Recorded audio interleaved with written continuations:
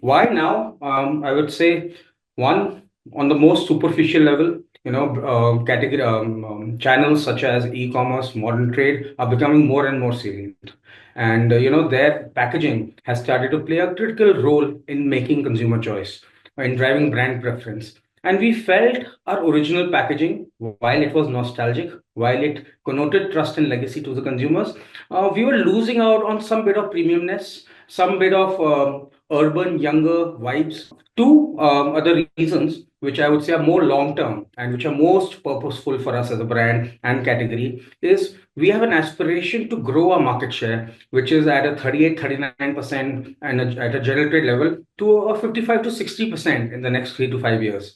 And to do that, we feel that as a brand and as a company, we need to take on the loose basmati rice segment. How do you see this entire exercise contributing to your revenue growth down the line? Is this a way that you're looking at, to boost the domestic business?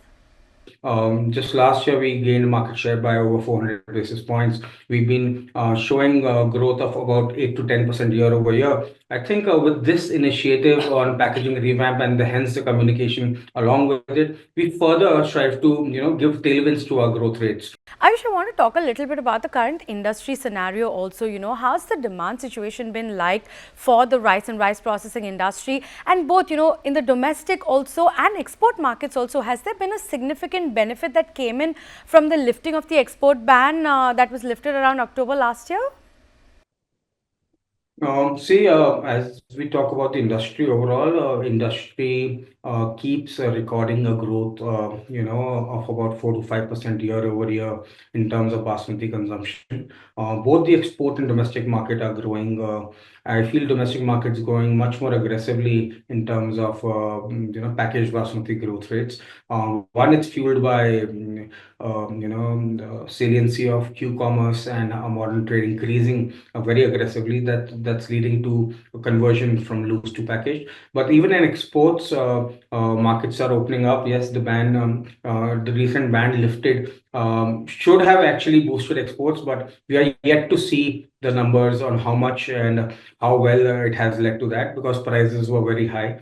I think in the last couple of months, prices have become a little bit more normal. Well, moving away from just talking about basmati, you have been looking at expanding the non-basmati segment as well, right? Can you quickly run us through what are you doing on that front, and how much do you see the non-basmati segment contributing to the overall business?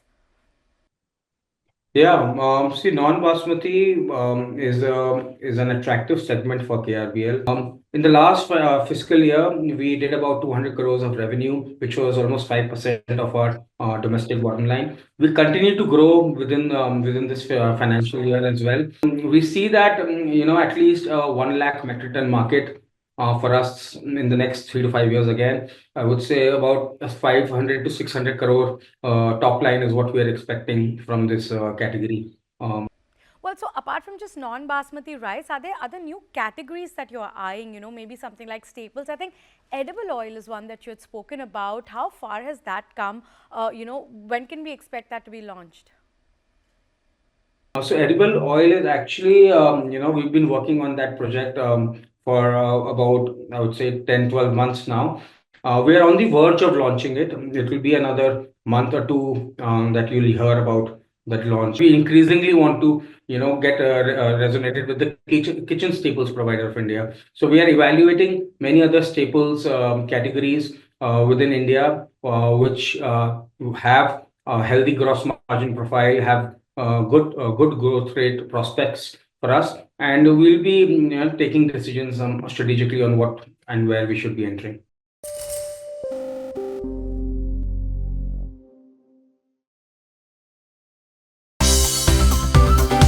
Well, thanks so much for tuning in to CNBC TV 18. Make sure you follow us and stay updated on all our social media platforms.